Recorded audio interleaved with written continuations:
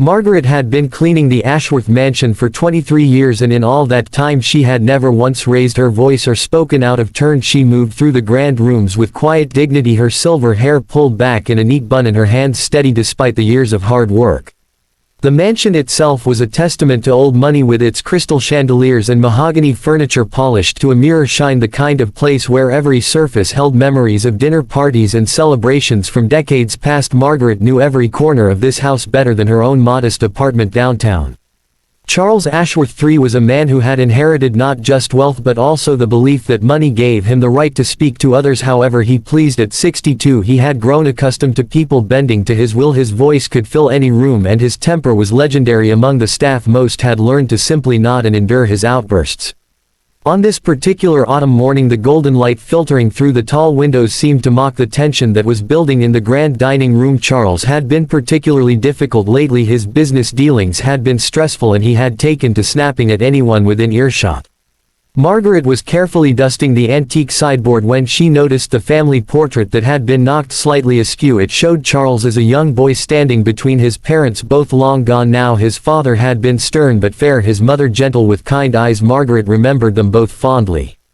As she reached up to straighten the frame, Charles burst into the room, his face flushed with anger. He had just gotten off a phone call that had not gone his way and he was looking for someone to blame.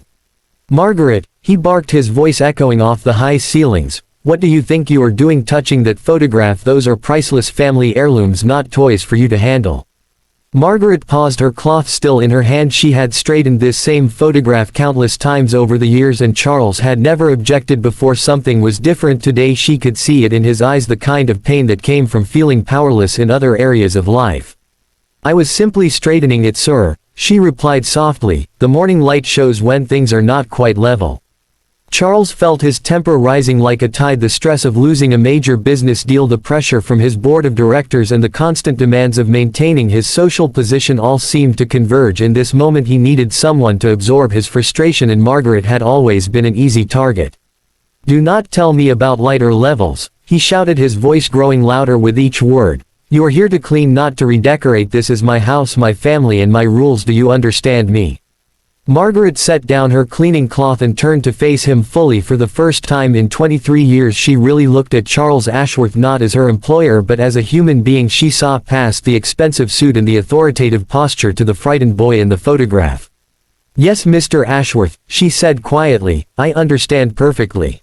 But Charles was not finished. The anger that had been building for weeks now had found its outlet and he was not about to stop. "I do not think you do understand," he continued, his voice reaching a crescendo. "I have had it with your presumptions, with your quiet judgments. I see the way you look at me when you think I am not watching." Margaret stood perfectly still, her hands clasped in front of her. She had raised 4 children of her own and she recognized a tantrum when she saw one, regardless of the age of the person throwing it. "You work for me," Charles roared, now completely out of control. "I pay your salary, I own this house and everything in it, including your opinion. No one shuts me up, not my board, not my lawyers, and certainly not some cleaning woman who thinks she knows better." The words hung in the air like smoke from a fire that had burned too hot. Margaret felt the weight of them settle around the room. She could hear the tick of the grandfather clock in the hallway counting the seconds of silence that followed. When she finally spoke, her voice was so gentle it seemed to come from another world entirely. "Mr. Ashworth," she said, "no one is trying to shut you up." Charles stared at her, his chest heaving from the effort of his outburst. He had expected her to cower or apologize or perhaps storm out like so many staff members before her. Instead she stood there with a calm that seemed almost otherworldly. "Your parents," Margaret continued, still in that same soft tone, "would come down for breakfast every morning and your mother would always straighten that photograph." She said it helped her feel like the family was all lined up together, ready to face the day. Charles felt something shift inside his chest, like a door opening in a room that had been locked for years. "She would tell me stories about you when you were small," Margaret went on. "How you loved to help in the garden, how you would bring her flowers you picked yourself, how you cried when your goldfish died and insisted on having a proper funeral in the backyard." The anger was leaving Charles now, draining away like water from a broken dam. He could almost see his mother standing in this very spot, her hands gentle on his shoulders as she taught him about kindness and respect. "She worried about you, you know," Margaret said, worried that all this wealth and responsibility would make you forget the sweet boy she raised, the one who used to sit with me in the kitchen and help me snap green beans while she took her afternoon rest. Charles sank into one of the dining room chairs, his expensive suit suddenly feeling like costume clothes. His hands, which had been clenched into fists, now lay open on the polished table. "I remember," he whispered, and for a moment he sounded exactly like the 8-year-old boy Margaret had known all those years ago. "She made me promise," Margaret continued, moving slowly to sit across from him, "that if you ever seem to lose your way I would remind you who you really are underneath all the titles and expectations." The room felt quiet again, but this time the silence felt different, less like the aftermath of an explosion and more like the peaceful pause before dawn. Margaret reached across the table and placed her weathered hand over his. "You have been shouting for weeks now, Mr. Ashworth," she said, "at your staff, at people on the phone, at the world in general, but the person you are really angry with is yourself." Charles looked up at her and Margaret saw tears in his eyes for the first time since his mother's funeral 15 years ago. "I do not know how to be the man she wanted me to be," he admitted, his voice breaking. "I have tried to live up to my father's example, to be strong and decisive, but somewhere along the way I became someone I do not even recognize." Margaret squeezed his hand gently. "Your father was a good man," she said, "but he carried his own burdens. Your mother used to worry about him too. She said the weight of expectations could crush a person if they let it."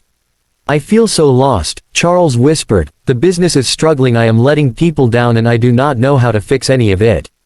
"Maybe," Margaret suggested, "you do not need to fix everything. Maybe you just need to remember that being strong does not mean being hard, being a leader does not mean being cruel." Charles thought about the staff members who had quit over the years, the friends who no longer called, the loneliness that had settled into his life like dust on unused furniture. "I have hurt so many people," he said. "Yes," Margaret agreed simply, "but hurt people can heal if you give them the chance. Your mother always said that an apology was like planting a seed. It might not grow right away, but with care and time it could become something beautiful." They sat together in the golden morning light, the grandfather clock marking the passage of time with its steady rhythm. Charles felt something he had not experienced in years, a sense of peace that came from being truly seen by another person. "I do not know where to start," he said. Margaret smiled, the same warm smile she had given him when he was 8 years old and needed comfort after a nightmare. "Start with today," she said. "Start with the next person you talk to. Start with remembering that everyone you meet is carrying something heavy." Charles nodded slowly. "Will you help me?" he asked. "I know I have no right to ask after how I have treated you, but—" "Mr. Ashworth," Margaret interrupted gently, "I have been helping you for 23 years and I am not about to stop now." Over the following weeks Charles began to change. It was not dramatic or sudden, but rather like watching a garden come back to life after a long winter. He started greeting the staff by name, asking about their families and actually listening to their answers. He called a meeting with his business partners, and instead of shouting about solutions he asked for their ideas. He discovered that many of the problems he had been facing alone had simple answers when approached with collaboration rather than confrontation. Margaret watched these changes with quiet satisfaction. She had kept her promise to Charles's mother, and in doing so she had helped not just him but everyone whose life he touched. One evening as autumn deepened into winter, Charles found Margaret in the kitchen where she was preparing to leave for the day. "Margaret," he said, "I want you to know that what you did that morning, it changed everything for me." She looked up from gathering her things. "What I did was remind you of who you have always been," she replied. "The kindness was already there, it just needed some light to help it grow." Charles smiled, a real smile that reached his eyes for the first time in years. "My mother chose well when she trusted you with that promise.